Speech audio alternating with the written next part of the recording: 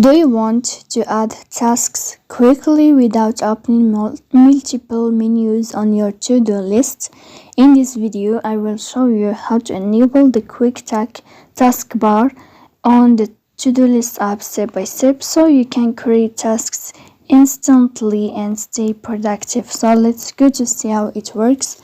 The first thing you have to do is to go to to-do list. After that, you will find these three dots on above, so you will tap on three dots here. After that, in this list, you will find settings, so you will tap on settings. Then here you will scrolling down until you find this feature or sign of quick task. As you see here, quick taskbar, so you will tap here to enable this feature in easy way like this. So that's it. If you are enjoying watching this video and if this video is helpful for you, don't forget to support us by like and subscribe. See you next time.